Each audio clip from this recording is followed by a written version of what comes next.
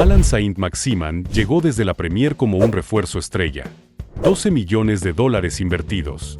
Un extremo explosivo que prometía magia, desequilibrio y goles.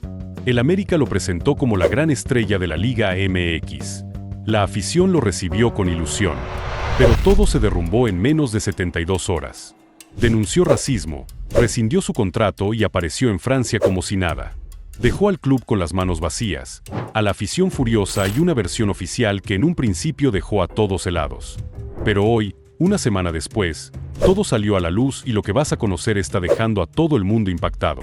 Pero antes de entender a fondo el verdadero origen de los problemas, hay que retroceder al inicio de todo, a la llegada de Saint-Maximin al América.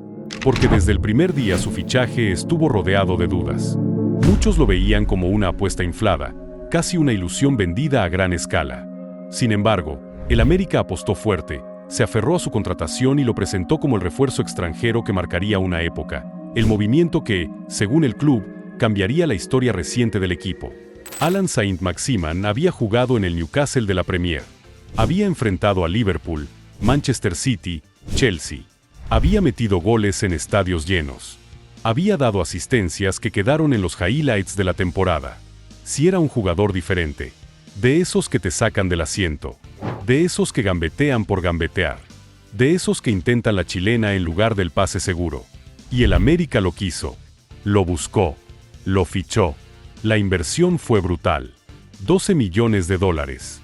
No por la compra, sino por el costo total del proyecto, salario, comisiones, contrato hasta 2027. Era el tipo de apuesta que hace un club grande cuando quiere dar el golpe mediático. Cuando quiere mandar el mensaje de que sigue siendo el equipo más poderoso de México. Y la afición lo recibió con los brazos abiertos. Porque después de tantos refuerzos decepcionantes, después de tantas promesas incumplidas, Saint-Maximin parecía diferente. Venía de Europa. Venía de la Premier. Venía con highlights espectaculares en YouTube. El marketing hizo su trabajo. Las redes sociales explotaron. Los edits con música épica. Los videos de sus mejores jugadas. Las frases motivacionales sobre su llegada a México. Todo estaba armado para que Alan fuera la estrella que el América necesitaba. Su presentación fue un evento. Playera en mano. Sonrisa para las cámaras. Palabras correctas en inglés traducidas al español. Promesas de entrega, de compromiso, de títulos. Y la afición le creyó. Porque querían creerle. Porque necesitaban creerle. Los primeros partidos mostraron destellos. Un regate aquí. Una gambeta allá. Un disparo potente que se fue cerca. Momentos que te hacían pensar, ah, caray, si trae algo este güey. Pero también había irregularidad. Partidos donde desaparecía.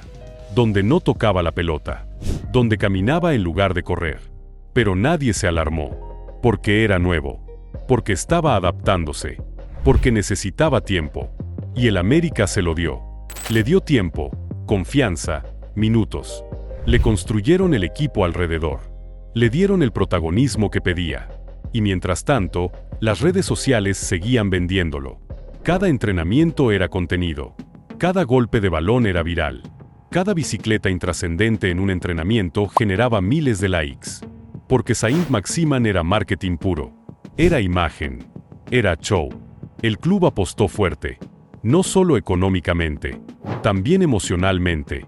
Porque cuando traes a un jugador así, con ese contrato, con esa inversión, estás diciendo, este es nuestro proyecto. Este es el futuro.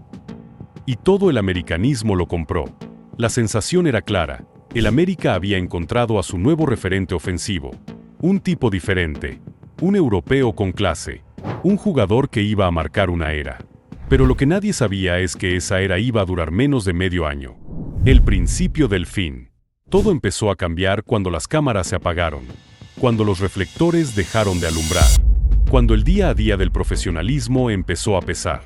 Porque una cosa es vender humo en redes sociales. Y otra muy distinta es rendir en una institución como el América. Donde no perdonan. Donde no hay espacio para medias tintas. Donde o produces o te comes vivo. Y Alan Saint-Maximin no estaba produciendo. Los números eran claros. 16 partidos. 3 goles. 2 asistencias. Para un jugador que costó 12 millones de dólares y que supuestamente venía a ser el desequilibrio que el equipo necesitaba, esos números eran un chiste, una burla, un insulto. Pero el problema no era solo estadístico, era actitudinal. Dentro del club empezaron a surgir versiones, rumores, comentarios de pasillo, porque en el fútbol todo se sabe. Y lo que se sabía sobre Saint-Maximin no era nada bueno. André Jardine, el entrenador del América, un tipo serio, profesional, exigente, empezó a llamarle la atención. No por temas tácticos, no por errores en el campo, sino por cosas básicas. Cosas que cualquier futbolista profesional debería tener claras. La alimentación. Resulta que Saint-Maximin no estaba siguiendo el plan nutricional del club. Nada. Cero. Ignoraba completamente las indicaciones del nutriólogo. Y en lugar de comer lo que debía comer, el francés se volvió cliente frecuente de una pizzería que está justo enfrente de las instalaciones de Coapa. Pizzas, tacos de maciza, comida rápida. Todo lo que un atleta de alto rendimiento no debe comer si quiere estar al 100. Y no era de vez en cuando. Era constante. Era su rutina. Llegaba a los entrenamientos con la panza llena de pizza. O de tacos. Mientras sus compañeros seguían dietas estrictas, pesaban sus porciones, cuidaban cada gramo de proteína, Alan estaba en la taquería de al lado. El cuerpo técnico no lo podía creer.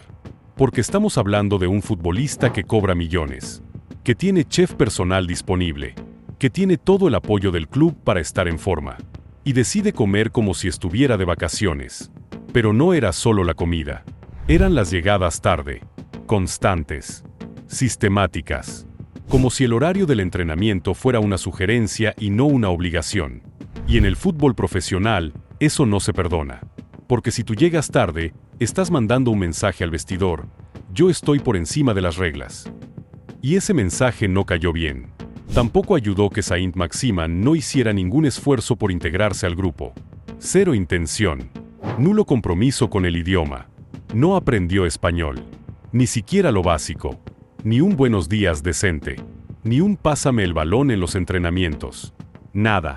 Y cuando no hablas el idioma de tus compañeros, cuando no compartes códigos, cuando no te integras a la cultura del vestidor, te vuelves un extraño.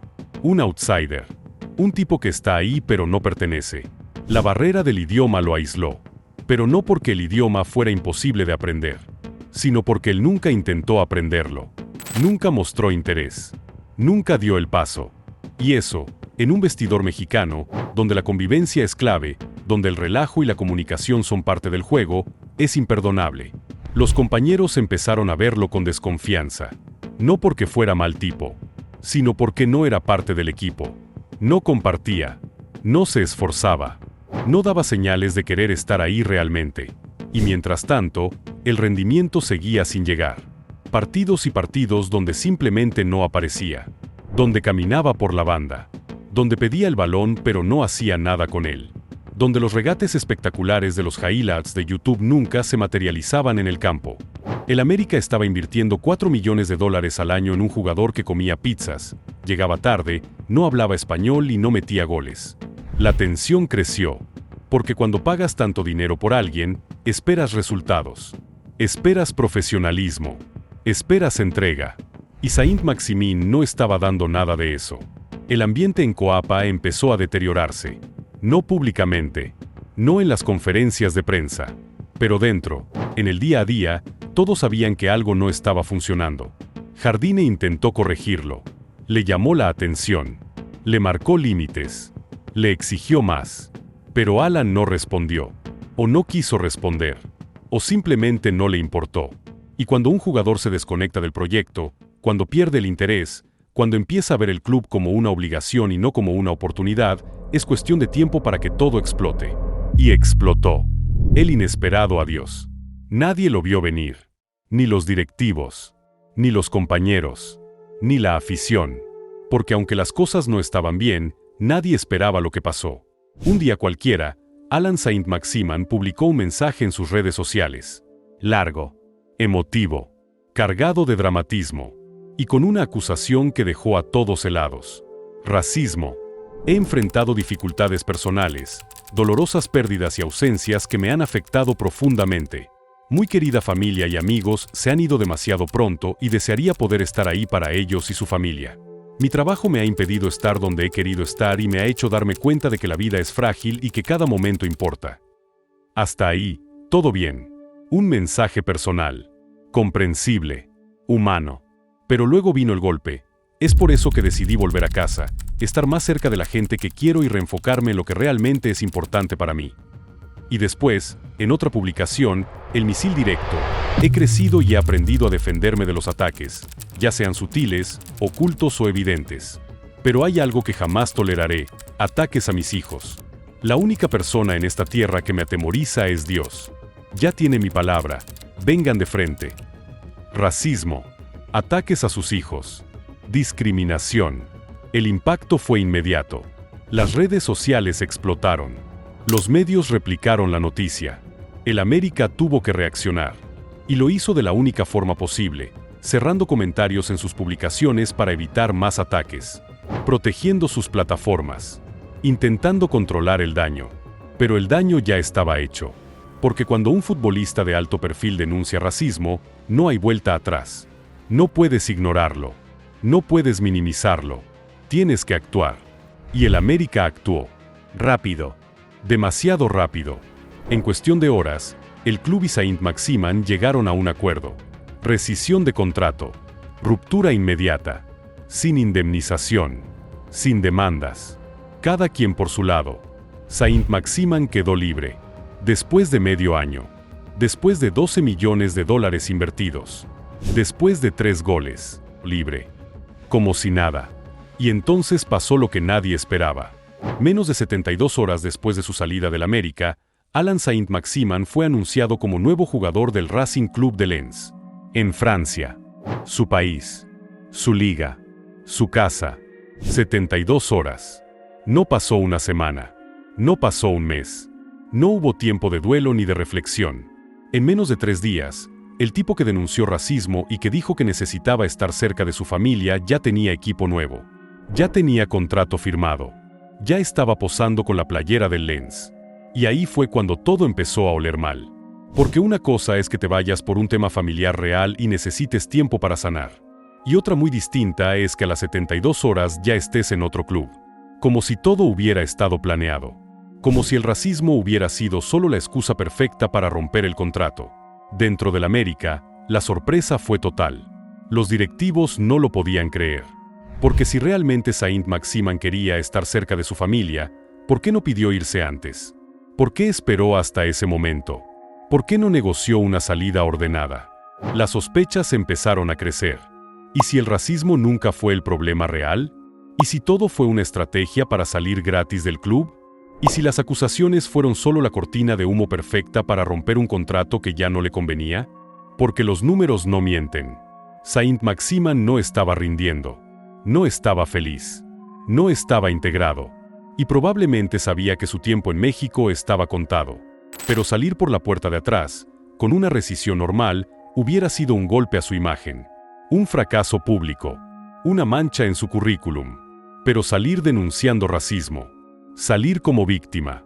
Salir defendiendo a su familia. Eso cambia la narrativa.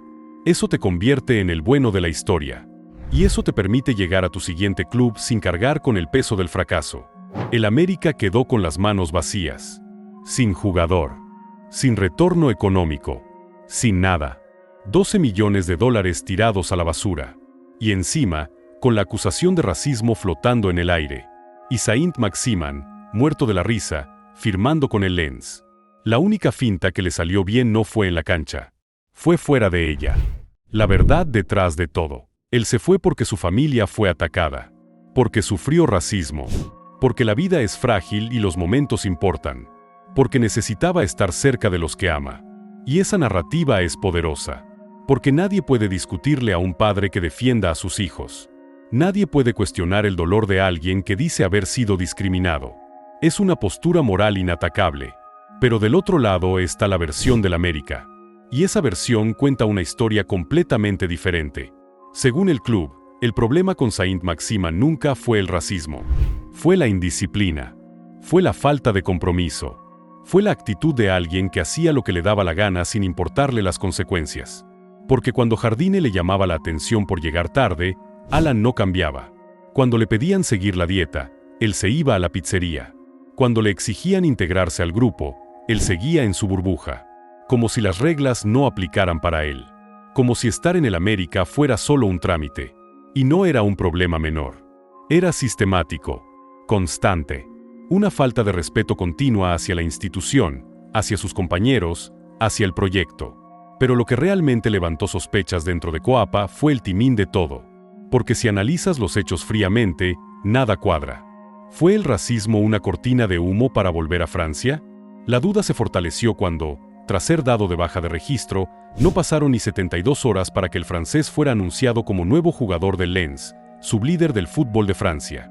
Esa rapidez levantó sospechas dentro del club, donde algunos directivos consideran que el tema racial pudo haberse utilizado como argumento para romper de inmediato su vínculo con el América. Porque piénsalo.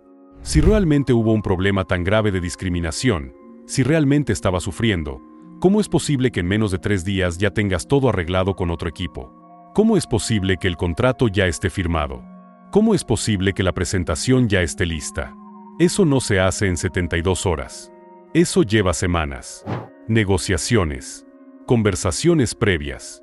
Lo que significa que todo ya estaba cocinado. Que la salida ya estaba planeada. Y que el racismo fue solo el pretexto perfecto para ejecutarla. A esto se agregan los privilegios contractuales que marcaron distancia con el resto del plantel desde el primer día. Viajes en clase ejecutiva mientras sus compañeros iban en turista. Hospedaje en suites de lujo cuando el resto se quedaba en habitaciones normales. Un trato diferenciado que nunca terminó de caer bien en el vestidor. Lejos de integrarlo, esos beneficios reforzaron su aislamiento. Porque cuando tú llegas a un vestidor con privilegios que nadie más tiene, cuando viajas diferente, cuando te hospedas diferente, cuando las reglas no son las mismas para ti, generas resentimiento. Generas distancia. Y te conviertes en alguien ajeno al grupo. Y Saint-Maximin era exactamente eso. Ajeno. Un extraño con un contrato VIP que nunca quiso ser parte del equipo. Dentro del América, la narrativa es clara. Les vendieron un producto defectuoso. Un jugador que venía con problemas de actitud, con advertencias previas. Porque no hay que olvidar que José Mourinho, cuando dirigió al Roma, ya había tenido roces con Alan. Ya lo había señalado como un tipo complicado. Como alguien difícil de manejar. Y el América no hizo caso. Porque la tentación del nombre era demasiado fuerte. Porque las ganas de dar el golpe mediático pesaron más que la investigación previa. Y pagaron el precio. La pregunta que quedó flotando en Coapa es simple pero incómoda. ¿Realmente hubo racismo o fue solo la excusa perfecta para irse sin manchar su nombre? Porque Saint-Maximin nunca presentó pruebas concretas. Nunca dio nombres. Nunca especificó qué pasó, dónde pasó, quién lo hizo. Solo lanzó la acusación, firmó la rescisión y se fue. Y eso deja 2 posibilidades. O el racismo fue real, pero él no quiso exponerlo más. O nunca existió y fue solo la carta que jugó para salir limpio. La verdad probablemente está en algún punto medio. Tal vez hubo comentarios desagradables en redes sociales. Tal vez algunos aficionados cruzaron la línea. Pero también es cierto que eso pasa en todos los clubes, en todos los países. Y normalmente no termina en rescisiones contractuales en 72 horas. Lo que sí es un hecho es que su rendimiento era pésimo. Que su actitud era cuestionable. Que no se comprometió nunca. Y que la salida le vino perfecta. Porque salir como fracaso es humillante. Pero salir como víctima es heroico. Y Saint-Maximin eligió la segunda narrativa. El América quedó como el villano. Como el club que permitió discriminación. Como la institución que no protegió a un jugador. Pero dentro de Coapa, la sensación es otra. La sensación es que fueron estafados. Que invirtieron millones en alguien que nunca tuvo intención de quedarse. Que el racismo fue solo la salida más limpia que encontró. Y nunca podrán defenderse. Porque defender racismo, incluso si no ocurrió, es imposible. Así que la estrategia fue simple, cerrar la boca y seguir adelante. Pero la herida quedó. Y el dinero también. Debate en redes. Si algo caracteriza al fútbol mexicano es que no perdona. Y las redes sociales son el ring donde se define quién vive y quién muere mediáticamente. Y Alan Saint-Maximin murió. Apenas se supo que firmó con el Lens a las 72 horas de su salida, las redes explotaron. Pero no en su defensa. Al contrario, explotaron contra él. Los memes no se hicieron esperar. Saint-Maximin llegó de vacaciones pagadas. El único regate que le salió fue al América. 12 millones de dólares por 3 goles, negocio redondo. Denunció racismo y a los 2 días ya estaba en Francia. ¡Qué casualidad! El sarcasmo fue brutal, porque la afición mexicana no es ingenua. Y cuando ven que los números no cuadran, cuando ven que alguien los tomó por tontos, no perdonan. Incluso aficionados de otros equipos, que normalmente se burlarían del América, esta vez se unieron. Porque esto no fue solo un tema americanista. Fue un tema del fútbol mexicano. Un jugador europeo que vino, cobró millones, no rindió y se fue con una excusa cuestionable. Y eso dolió. Porque refuerza la narrativa de que México es visto como una liga menor. Como un lugar donde los europeos vienen a cobrar cheques fáciles antes de volver a casa. Como un escalón sin importancia. Les vendieron espejitos de oro, decían en redes. Y tenían razón. Porque el América compró la imagen, no al jugador. Compraron los highlights de YouTube, no el rendimiento real. Compraron la expectativa, no la realidad. Y Saint-Maximin lo supo desde el principio. Supo que podía vender humo. Supo que el marketing haría su trabajo. Supo que en México, con ese nombre y ese currículum, iba a tener todo el apoyo mediático aunque no rindiera. Y lo tuvo. Hasta que ya no lo tuvo. Porque cuando te vas así, cuando dejas al club con las manos vacías, cuando tu salida parece más una estafa que una tragedia, la gente no te recuerda con cariño. Te recuerda con resentimiento. Los comentarios en redes fueron implacables. Se inventó el racismo para irse gratis y en 2 días ya estaba firmando con otro equipo. El América le pagó unas vacaciones de lujo a este tipo. La única finta que le salió bien fue la que le hizo a la directiva para robarle su dinero. Y tal vez lo más doloroso fue cuando el Lens, su nuevo club, jugó su primer partido. La afición francesa, en las tribunas, comenzó a cantar consignas contra mexicanos. Burlas. Estereotipos. Comentarios discriminatorios. ¿Y qué hizo Saint-Maximin? Les aplaudió. Ahí estaba. El mismo tipo que había denunciado racismo en México. El mismo que dijo que nunca toleraría ataques a nadie. El mismo que rompió su contrato defendiendo valores y dignidad. Aplaudiendo cánticos discriminatorios contra mexicanos. La hipocresía fue tan evidente que hasta sus defensores tuvieron que callarse. Porque no hay forma de justificar eso. No hay argumento. No hay narrativa que lo salve. Denuncias racismo en un país. Y aplaudes racismo en otro. ¿Cómo se llama eso? Oportunismo. Conveniencia. Cinismo. Y ahí quedó claro todo. No se fue por racismo. Se fue porque quería irse. Y usó la carta más fuerte, más poderosa, más intocable que existe para hacerlo. El debate en redes se cerró solo.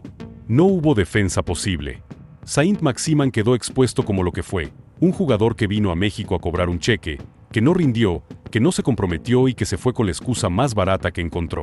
Y el América quedó como el club que cayó en la trampa, que invirtió millones en un proyecto vacío, que creyó en las promesas de un futbolista que nunca tuvo intención de cumplirlas. Refuerzo humo. Así lo llaman. Y tienen razón. La historia de Alan Saint-Maximin en México no tiene final feliz. Para nadie. No para el América, que perdió 12 millones de dólares en un jugador que apenas anotó 3 goles. No para la afición, que se ilusionó con un refuerzo estrella que resultó ser humo. No para el fútbol mexicano, que una vez más quedó como liga de paso. Y tampoco para Saint-Maximin. Porque aunque se fue, aunque firmó con el Lens, aunque volvió a Francia, su nombre quedó manchado. Asociado a la polémica, al oportunismo, a la mentira. No fue falta de talento.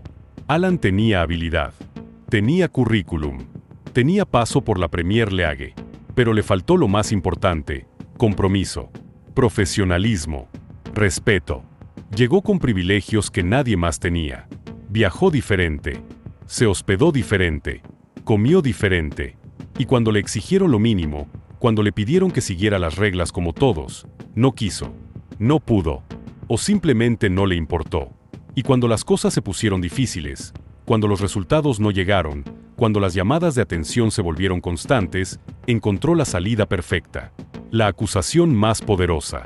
La que nadie puede rebatir. Racismo. ¿Hubo racismo real? Tal vez. Es posible que comentarios aislados lo afectaran. Pero también es cierto que nunca presentó pruebas, que a las 72 horas ya estaba en Francia, que todo estaba demasiado calculado. Y es cierto que aplaudió cánticos discriminatorios contra mexicanos semanas después, que su narrativa de víctima se derrumbó en su primer partido con el Lens. La verdad probablemente nunca la sabremos, porque esta historia tiene dos caras, y ambas son incómodas. Una es la de un jugador que tal vez sufrió, pero que también cobró millones sin rendir. La otra es la de un club que invirtió una fortuna sin hacer la tarea. Hoy, cuando alguien menciona su nombre, no recuerda sus goles en la Premier League. Recuerda su fracaso en México. Recuerda la acusación de racismo. Recuerda cómo se fue en 72 horas. Porque en el fútbol, como en la vida, las acciones hablan más fuerte que las palabras. Y las acciones de Saint-Maximin dijeron todo.